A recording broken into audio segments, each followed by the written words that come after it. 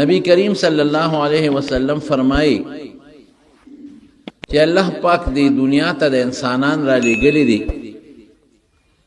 د دې انسانانو دپاره الله پاک څه فیصلې کړي دي بعضې کار یې مونږ تاسو ته سپارلی دی چې دا تاسو کوئ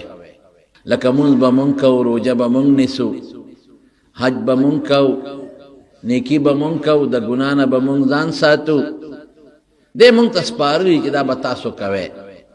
او بعضې څیزونه داسې دي چې هغې کې مونږ له اختیار نه دی راکړی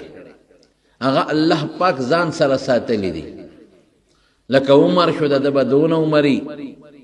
د ده به کمي د ده به زیاتي اوس مونځ زما اختیار کې دی ما له خدای اختیار راکړی دی لاس او خپې راکړي دي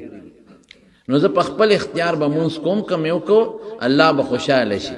او کم یې ونه کړ الله به خفه شي عمر زما په لاس کې نه دی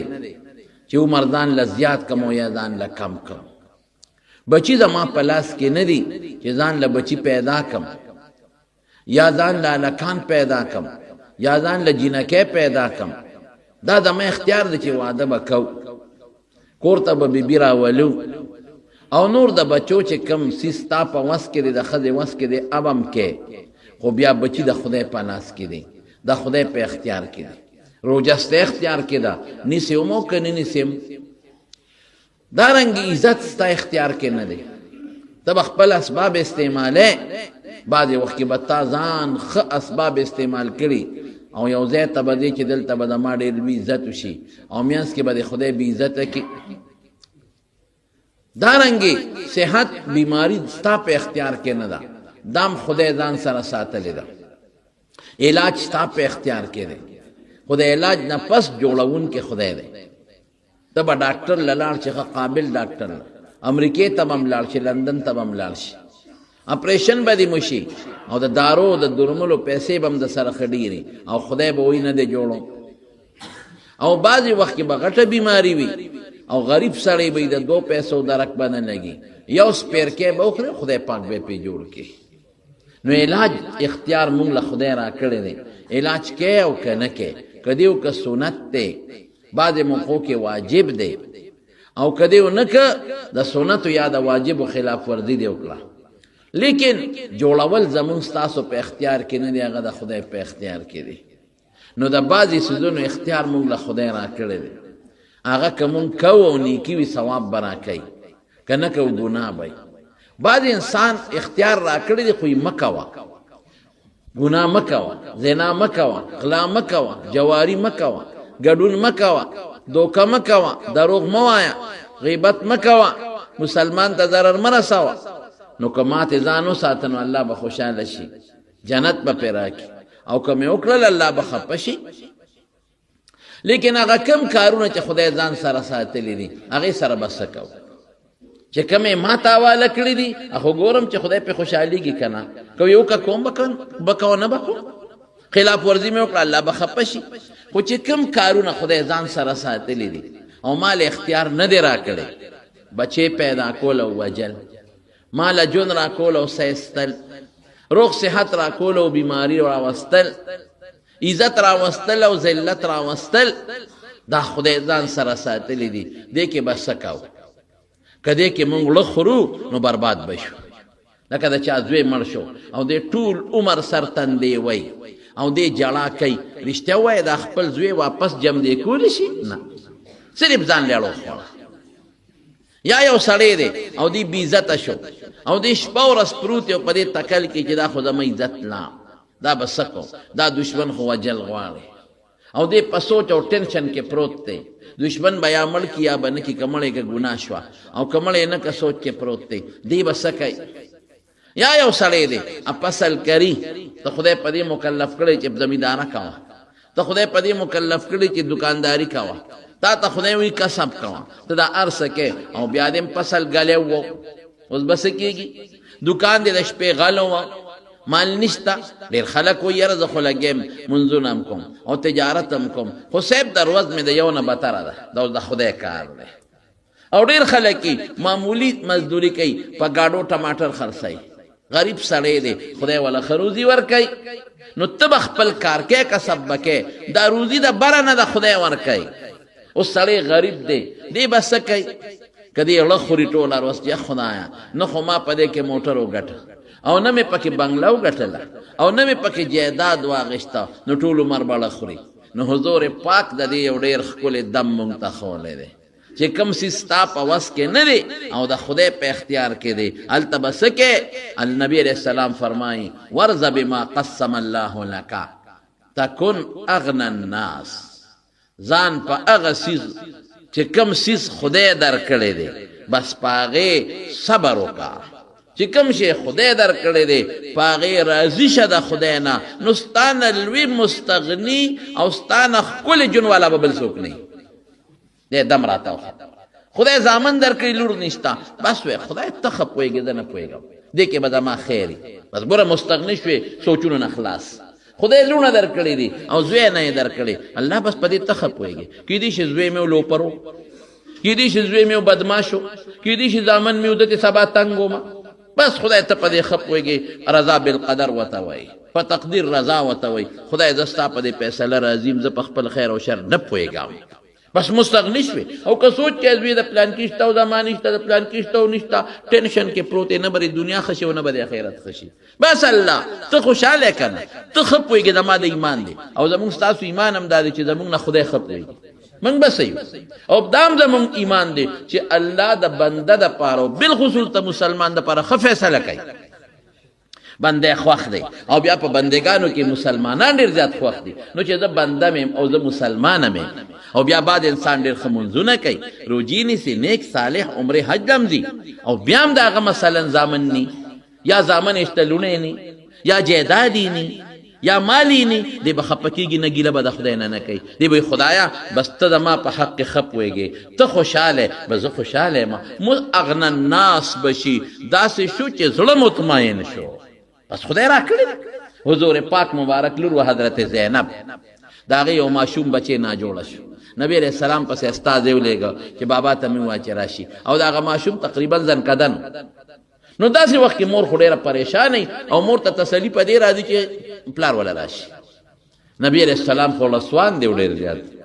او نرم دله مو هغه کې سوچ وکړو چې ورشه ماله خو خامخا جړه راځي نو لور به مې نور هم خفه شي. نو استازی ولا دوباره ورولېږه او ورته وایي چې زما لور ته ووایه چې د خدای پکړو صبر وکړه د خدای پکړو صبر وکړه. ان لله ما اخذ وله ما اعطى چې کوم درکړي دي خدای درکړي چې اخریم د خدای دی دا بچی د خدای دی چې د خدای دی نو درم که خدای نو چې اوس تا سره ما یو امانت کېښود او دی در نه اخلم نو ته پې خفه کېږي دا خدا ما امانت و دا بچی خو د خدای امانت تی در او در نه اخلي ستا پکې صدقې نه وي درکړی بیا بس چې کله حضور پاک مبارک دا سوال جواب لور ته ولېږه لور خو لور ده نبی علیه السلام ته دوباره استازی راولېږه وی بابا ته مې ووایه چې ستا دې په خدای قسم یې کې راشه قسم ولا ورکړه چې راشه زما اړه دړمن دی ما له خپل پلار او د رسول الله مبارک غوندې پلار چې راشي زما تسلي به وشي. نبی علیه السلام مبارک صحابه سره واغېستل او ورننوتل چې ورل هغه ماشوم یې راواغېسته او غېږ کې ونیسه هغه زنکدن و لاس پیره پیدل او سید حضور پاک په دا غېږ کې لاړه نو ویې جاړل نبی علیه السلام نو فورا عبدالرحمن ابن عوف رضی الله عنه په سوال کوي الله رسول تم جاړې دا خو موږ د جړا نه منې کړي یو چې مړي پسې به نه جاړې نو دا ته ولې جاړې حضور پاک او فرمایل ساده عبدالرحمن دا د رحمت جړا ده د رحم جړا ده د رحم په دې ماشوم میړه کې رحم راغی نو چې په اړه کې رحم راشي نو خامخا بنده له جړا راځي د ژبې جړا ښه نه ده هغه د لمه خلاصو ټکولو جړا ښه نه ده د ګریوانونو جړا ښه نه ده اقوی ان لله ما اخذ وله ما اعطى وكل عنده باجل مسمى چې درکې خدای درکې چې اخلي خدای اخلي هر چا لپاره خدای یو نیټه مقرر کړې ده نو جړا راشي غم او صدمه راشي د مارونو خو خلاصېږي به پسو د زړه ټینشن به پسه ختمېږي سکون به پسه ختمېږي ادا چې د خدای په دې کار ته صبر وکړې او په دې راضي پاتې شي. تکن اغنى الناس خپل بچی د ابراهیم یو صحابي فرمایي وی دی چاله ورکړو چې د ماشوم له پی ورکوه عربو به دقسې ماشومان پی وله ورکول نبی علیه السلام یو ځل موږ ته وی دی چې لاړ شو چې ابراهیم وګورو ماشوم بچی ادې نه مخکې نور بچي مړه شوي دي نارینه وی چې هغه ابراهیم هم ورته راوچت کا قسم دې وی دونه ورته حضور پاک خوشحاله و چې وی بیاو به دا پوزه مبارکه به په د پاسه خاودا کولاو به او بیاو به دونه ورته خوشحاله یو ځل ورته سوال جواب شو الله رسول هغه ابراهیم نه جوړه دی راشه چې ورغی نو غیږ کې راوچت کا نو هغه ټوپونه وال ځان کدنې اوهو څومره سخت حال دې نه مخکې یو بچی طاهر وفات شوی دی په ماشوموالي بل طیب وفات شوی دی په ماشوموالي کې بل قاسم په ماشوموالي کې مړ دی 3 ماشومان بچي مړ دي دا څلورم نمبر څوک دا طیب او طاهر یو حسابي او څوک 2 حسابي خیر 3 ماشومان په ماشوموالي کې مړ دي او دا څلورم د سونه په دړمن دی حضور پاک راوچت کا او د سینې پوری ونیو او د حضور پاک په دې غیږ کې اتصالاړه او نبی علیہ السلام سوي او مقصر گنوخ کې روانه شو او سوي ولا نقول الا ما يرضى ربنا هغه خبره کو چې په کم زمون رب خوشاليږي هغه خبره کو چې په کم زمون رب خوشاليږي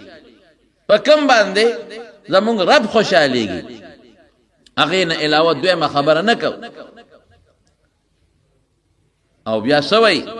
انا لله وانا الیه راجعون او بیا سوي انا على فراقك يا ابراهيم لمحزونون ابراهيم استا په جدای من خپيو غم جنيو ولا نقول بل خبر نکو اغه وایو چې د مون رب ور باندې خوشاله شي چې الله په خوشالي هغه خبره ګوره دې ته رضا بالقدر وای بچ څو الله پاک زمونږ د پاره مقرر کړی دي او مونږ وایو الله دا تا مقرر کړل بس دا ستاسو طرف ندی کمال راکې بس ما خپل وست کوشش وکوم چې نه راکې نو په زوري د ناوالم سره په زور خو دې نه نشم غشتي بس په خوشاله خدای په دې لګم خوشاله خدای ډیر دې راکړی دا په دې شکر ادا کوم خدای جون لګ دې کړی دې په خوشاله بچي لکان دي کې جنہ کې دي که ګډ وډ دي که لګ دي کډیر دي بیا په خوشاله کدی راک بیا خوشاله کدی واغش بیا په خوشاله حسن دی را کلا خوشحالم خشتنیم بیا خوشحالم بیماری دی را وستا سوال بکم چې خدای لره کې خو الله جنگ د سر نه کوم نه د سر کولې شم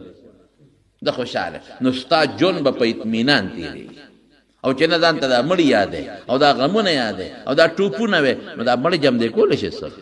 والله کې څه وکړې شي کتارونی شي تب سکے کدا نور بچی درونه سی بیا بور سره سکے است شي کولې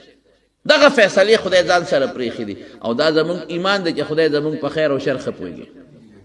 عسى ان تحبوا شيئا وهو شر لكم تا ته یو شي خخ کاری هغه پس شاته پټه خزانه د شر پرته ای قران کې الله وی عسى ان تكرهوا شيئا وهو خير لكم تا ته یو شي بدخ کاری تبه چې دا خو خشه نه دی هغه پس بشاته د چا خزانه پرته ای د خیر حضرت موسی علیہ السلام په بنی اسرائیلو کې پاسې دو تقریر وکړ ډېر بهترین تقریر وکړ ډېر خشتا داسې تقریر وکړ چې د خلکو سترګو نوخ کې وبې دي ړونه د خلکو یریدل نو چې ښه تقریر بعضې وخت کې د انسان د خولې نه وځي نو په خلکو اثر وکړي یو سړی مجلس کې پاسې وی د الله پیغمبره ستانه بل ښه پوه شته ستانه پوی زیات شته ځکه چې دا تا کم تقریر وکړه دا خو ډېره پویه ده دا خو تعالی خدای ډېر علم درکړی دی او ډېره پویه ورکړې ده بل څوک ستانه زیات پوی شته موسی علیه السلام ورته ویې نه زه پوهېږم خبره ټیک وه ولې ټیک وه ځکه پیغمبر دی او پیغمبر په امت کې ډېر پوی وي امت خو د پیغمبر شاګردانی او پیغمبر استاد نو چې پیغمبر استاد شو امت شاګردان شو مونږ ته چې څومره دین خولې دی مونږ ته چا خولې دی حضور پاک نو د صحابه د پیغمبر علیه السلام نه زیات پوی په صحابو کې بل څوک نه ټیک ده خبره شاګرد دی هغه استاد یو بل امت چې زده کړه کوي پیغمبر نه کوي پیغمبر چې زده کړه کوي د چا نه کوي الله نه کوي د چا شاګرد دی نو خبره ټیک ده تاسو هم نه زده کړه کوئ زه د خدای نه زده کړه کوم تاسو زما شاګردان یې زه ستاسو استاد یم تاسو ته چې مسله پیښه شي ما نه به تپوس کوئ کېدای شي ما سره جواب ویاني خو که ما ته څه مسله پیښه شوه نو ما ته به اشکال نه پیښېږي ما له به خدای فورا اطلاع راځي نو خبره ټیک کړې وه خو دا ټکي چې دا زه ښه پوهېږم که نه دا د خدای نه خوښه رسول الله صلی الله علیه وسلم فرمایي دله پکار و چې دی ویلو چې الله ته پته ده ظاهر کې خو تاسو ته زه دین ښیمه خو نور الله ته پته ده دی و نه وي نو فورا جبریل علیه السلام وله راغی وی یو سړی دی چې ستا نه زیات پوهې دی هغه سره یو علم شته او تا سره نشته نو چې کم سړی مولی او دته پته ولګي چې پلانکي سره خو زمانه زیات یو علم دی دی کوشش کوي چې اوس هغه پسې لاړ چې هغه ته زده کړي یا پته ولګي چې پلانکي کتاب کې خو یو ناشنا مسله ده دی به هغه کتاب په بیه علي خو هغه مسلې دپاره دا ستاسو پښتو کې تاسو پوهې دپاره ځان به پرې پوهې خو بمانه پوه شته او شته دی کوم ځای دی الله زور پسې ځم مجمع البحرین کې دی چې کوم دی 2 دریابونه یو ځای کېږي الله څنګه به معلومو نه خراته وخایا ګوره اوس ټکي کې اوس الله ته محتاج دی ټکي کې شته او شته دته پته نشته کوم ځای به معلومو ما الله چې الله ته اوس وخایا خو خدای ځان ته محتاج کوي وی ځان سره یو کب والی او چې کوم دی دا کب جمدې شو دقه دی به دا ناست دی یوشع ابن نون شاګردو هغه ته ویده چې زو اشنا شاګرد زو او دا خو واقعي دا سړی ګورو چې د سره کم علم دی چې ما سره نشته زامبیل کې نور خوراکم واچو او کب یې رویت کړی کب یم پکې واچو او چې کومه لار ورته خدای ښولې و په هغې روان شو قرآن حکیم کې د 15مې سپارې په آخر کې او د 14مې سپارې په اول کې الله پاک دا واقع ذکر کوي چې هلته ورسېدل یو ځای ته نو هلته یې ډډه واله دواړو سرونه کېښودل دریاب یو غاړه والته او چې ډډه یې وواله دواړه اوده شو شاګرد یې مخکې پاسې راویښ شو نو شاګرد یې ستړی و نو تیلی یې کوله وکړه د هغې نه خوراک رالی یوشع ابن نون چې تیلی یې کوله وکړه سینکرې نه خوراک رالم هغه رویت کړي کپ په یو تیلی نه ټوپ کړی او دریاب ته وغورځوی هله موسی علیه السلام معجزه ده الله طاقت قدرت لري چې دریاب ته سین ټوپ کړي او ور پرېوته د دریاب اوبه لکه د تاخچې په شانتې دقسې شوې سورنګ پکې جوړ شو لکه د غټ پیپ په شانتې یو سورنګ چې جوړ شي حالانکې د اوبو خاصیت دا دی چې اوبه یو بل سره جنګېږي اوبه فاصله نه پرېږدي یو بل سره لیکن دا معجزه شوه د کب جمدې کېدل ځان نه معجزه شوه دریاب ته ټوپ کول ځان نه معجزه شوه او په دریاب کې بیا یو غټ سورنګ جوړېدل دا ځان نه معجزه شوه بس شاګرد یې وی دا خو څه ناشنا کار وشو ودرېږه استاد جي راپاسې موسی علیه السلام نو زه به ورته دا قصه کوم چې موسی علیه السلام راویښ شو شاګرد نه خدای خبره یې راکړه یې او یاده د چا په لاس کې ده اوس ګوره بعضې څیز خدای ځان سره ساتلی بعضې تاله در کړی دی بعضې خدای ځان سره ساتلی دی که موږ د دنیا ټوپونه ووو چې بشیر جان له ښځه کو چې خدای وي زما وله نه رالیکلې نو زموږ څه کولی شو بشیر جانه تعلم تسلی در کو یار کړ یتم خپه نشي نو که موږ د دنیا غوبل یو کوشش او خدای وایي چې ما وله نه ده لیکلې جنت کې پرته ده د ښځه دلته نشته کم ځای ده جنت کې به د انتظار کوي دې وله لږ زر لاړ شي که نه